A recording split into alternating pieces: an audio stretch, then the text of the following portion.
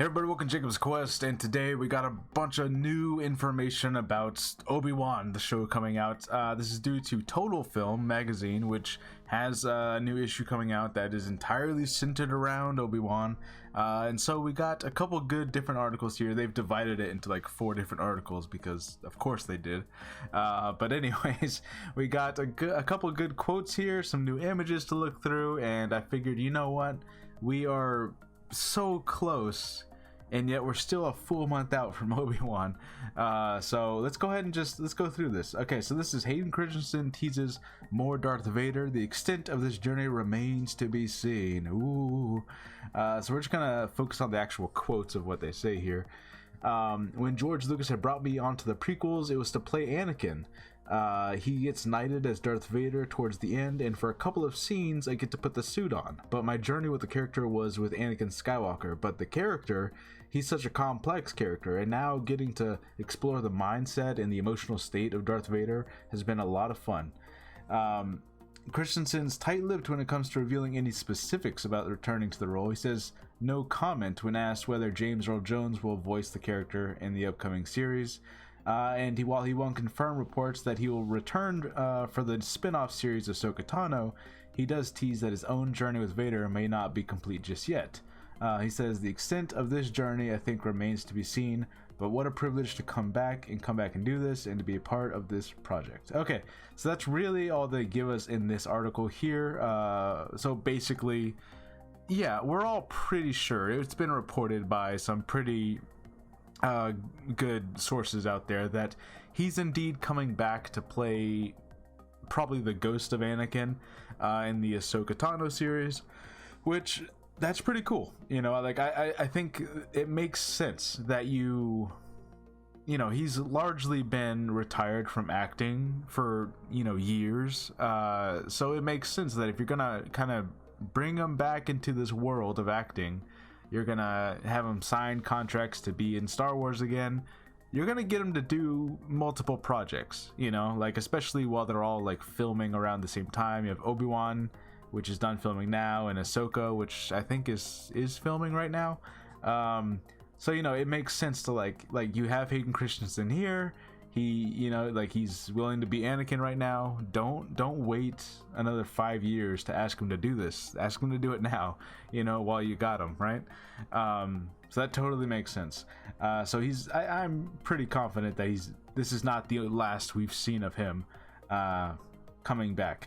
But yeah, it is pretty cool that like, and, you know, and he's right. It's like he's always credited as, you know, like, oh, he played Anakin / Darth Vader, but he really only played Darth Vader at the very end of the last movie he was in, and he, you know, he was in the suit for like a couple scenes, you know what I mean? So it is cool that he finally gets to like actually sit there and do a whole show where like, all right, I'm assuming he's going to be in the suit at least for a decent amount of times. I'm sure there's going to be like a, you know, like a stuntman in the suit, you know, during wide shots and stuff like that. But you know, he gets to actually be the guy. Okay, so the next article here, and this is actually something of a, you know, who was it? I don't remember if it was the Hollywood Reporter or it was one of them. Anyways, one of the big trades that usually get like everything right. If you remember, I did a video on this. Darth Maul was never in the Obi-Wan series, reveals Deborah Chow.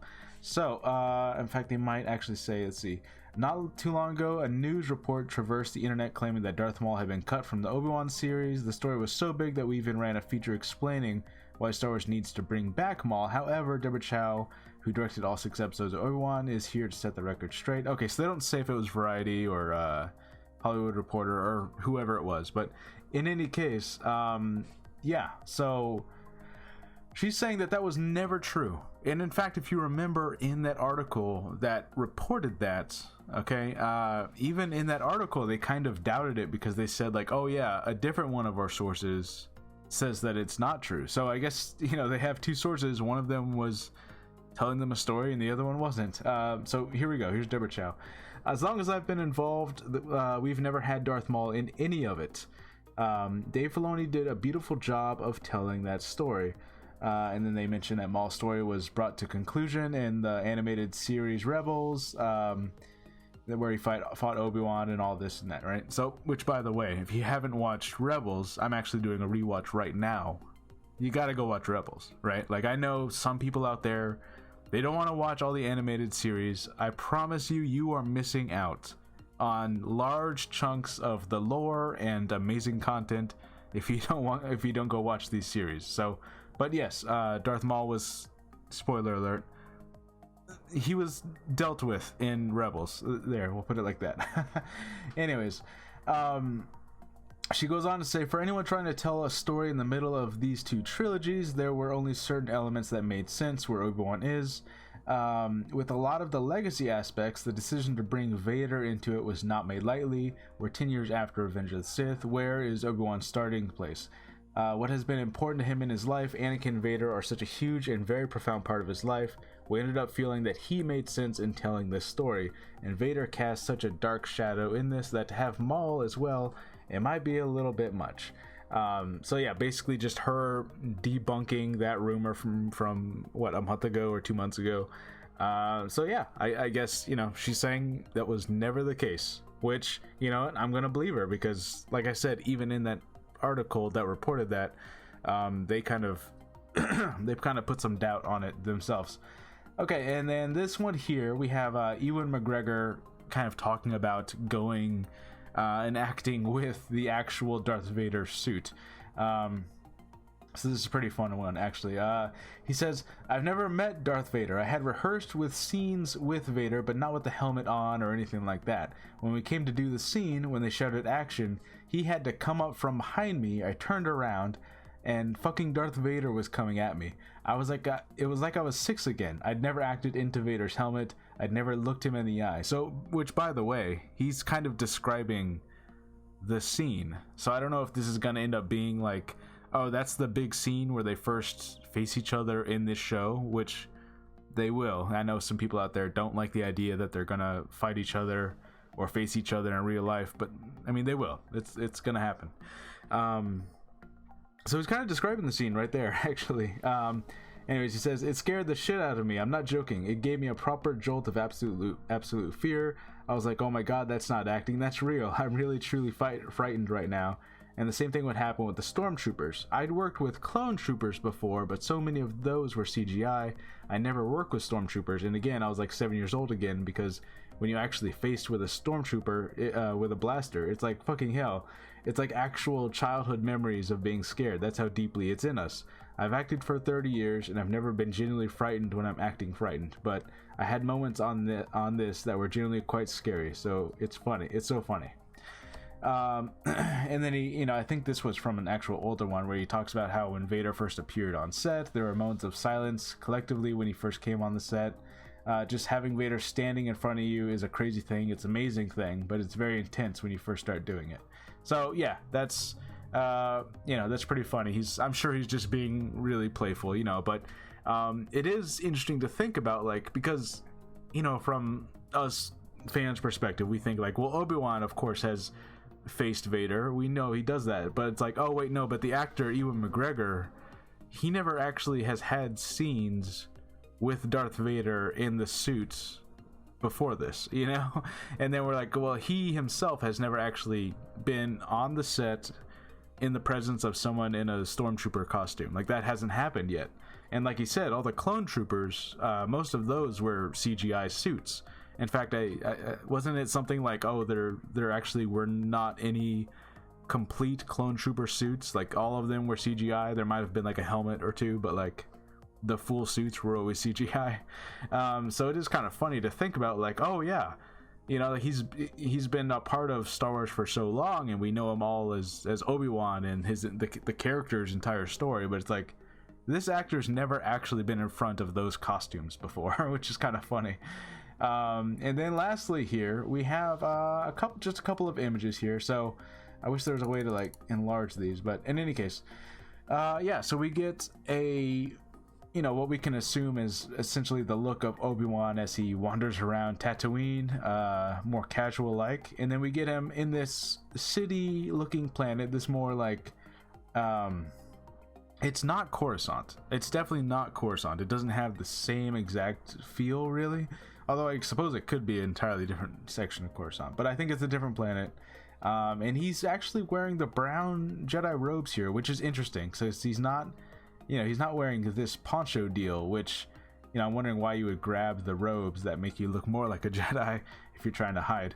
And then we get one more image of the Grand Inquisitor, which like a lot of people have pointed out, I think this image, his head looks better than it does in some of the other shots from the trailer. It's still not like amazing, but it's definitely, it looks slightly more elongated and he has like a light bulb head going on. But look, his look, we've talked about it before.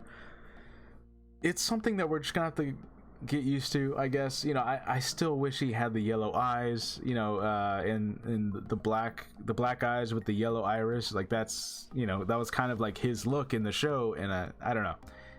It does feel like they could have done a little bit better, but it's okay.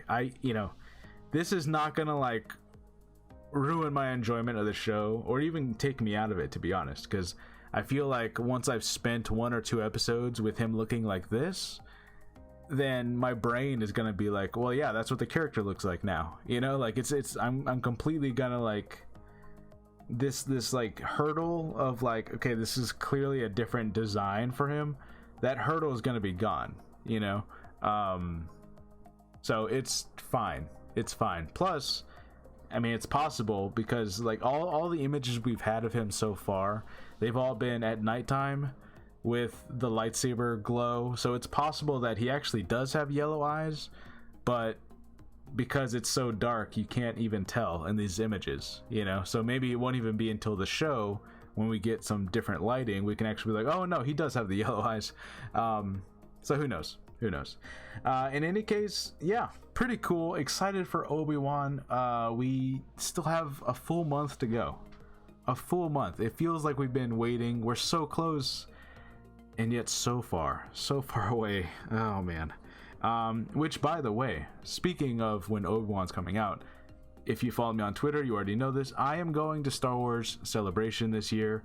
This is my first time ever going, and I have already bought a pass, a ticket, whatever, to get an autograph from Ewan McGregor. So I'm actually going to be getting an autograph and seeing Obi-Wan himself, like right there in front of me. So that's pretty dang cool.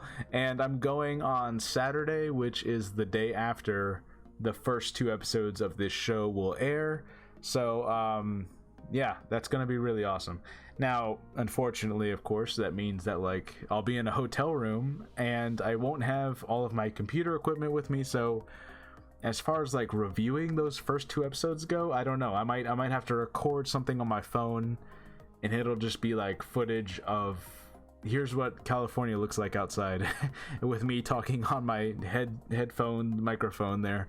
Don't really know. But in any case, I'm excited for this show. I'm excited for Star Wars Celebration and all this stuff. It's gonna be really cool. Let me know what you guys think. Let me know what you feel. Let me know your theories. And yeah, I'll see you guys next time. Bye.